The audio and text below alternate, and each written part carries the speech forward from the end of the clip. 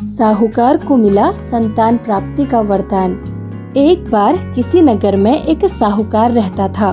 उसके घर में धन की कोई कमी नहीं थी, लेकिन कोई संतान न होने के कारण वह बहुत दुखी था।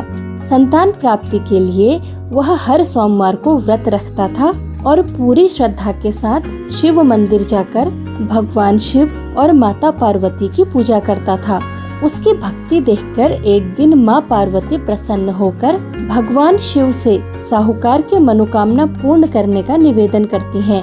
माँ पार्वती के आग्रह पर भगवान शिव ने कहा कि हे पार्वती, इस संसार में हर प्राणी को उसके कर्मों का फल मिलता है और जिसके भाग्य में जो हो उसे भोगना ही पड़ता है। लेकिन पार्वती माता ने साहूकार की भक्ति देखकर उसकी मनोकामना पूर्ण करने की इच्छा व्यक्त की।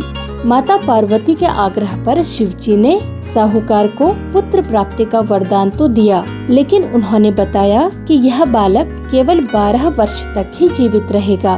माता पार्वती और भगवान शिव की बातचीत को साहूकार सुन रहा था, इसलिए उसे ना तो इस बात की खुशी थी और ना ही दुख। वह पहले की भांति शिवजी की पूजा करता रहा। कुछ समय के बाद साहूकार की पत्नी ने एक पुत्र को जन्म दिया। जब वह पुत्र 11 वर्ष का हुआ तो उसे पढ़ने के लिए काशी भेज दिया गया।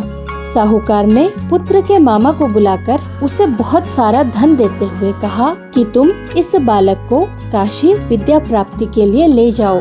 तुम लोग रास्ते में यज्ञ कराते जाना और ब्राह्मणों को भोजन दक्षिणा देते हुए जाना। दोनों मामा भांजे इसी तरह यज्ञ कराते और ब्राह्मणों को दान दक्षिणा देते काशी नगर निकल पड़े। इस दौरान रात में एक नगर पड़ा जहाँ नगर के राजा की कन्या का विवाह था, लेकिन जिस राजकुमार से उसका विवाह होने वाला था वह एक आँख से काना था। राजकुमार के पिता ने सोचा कि अपने पुत्र के काना होने की बात को छुपाने के लिए क्यों न साहूकार के पुत्र को दूल्हा बनाकर राजकुमारी से विवाह करा दूं। विवाह के बाद इसको धन देकर विदा कर दूंगा और राजकुमारी को अपने नगर ले जाऊंगा। साहूकार के लड़के को दूल्हे के वस्त्र पहनाकर राजकुमारी से विवाह करा दिया गया। साहूकार का पुत्र ईमानदार था, इसलिए उसे ये बात सही नहीं लगी। उसने अवसर पाकर राजकुमारी के दुपट्टे पर लिखा, तुम्हारा विवाह तो मेरे साथ हुआ है, लेकिन जिस राजकुमार के संग तुम्हें भेजा जाएगा वह एक आँख से काना है। मैं तो काशी पढ़ने जा रहा हूँ। जब राजकुमारी ने चुन्नी पर लिखी बातें पढ़ी तो उसने अपने माता पिता को यह बात बताई। राजा ने अपनी पुत्री को विदा नहीं किया तो बारात वापस चली गई।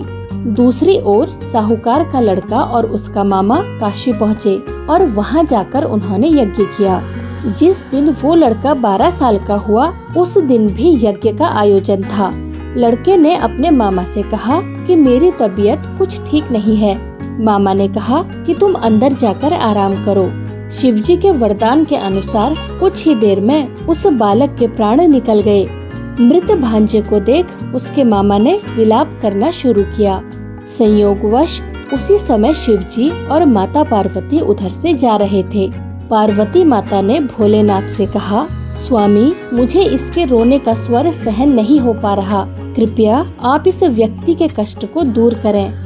जब शिवजी मृत बालक के समीप गए तो वह बोले कि यह उसी साहूकार का पुत्र है जिसे मैंने 12 वर्ष की आयु का वरदान दिया था और अब इसकी आयु पूरी हो चुकी है। लेकिन मातृभाव से विभोर माता पार्वती ने कहा कि हे महादेव, आप इस बालक को और आयु देने की कृपा करें, अन्यथा इसके वियोग में इसके माता पिता भी तड़प तड़प कर मर जाएंगे। माता पार्वती के पुनः आग्रह पर भगवान शिव ने उस लड़के को जीवित होने का वरदान दिया। शिवजी की कृपा से वह लड़का जीवित हो गया।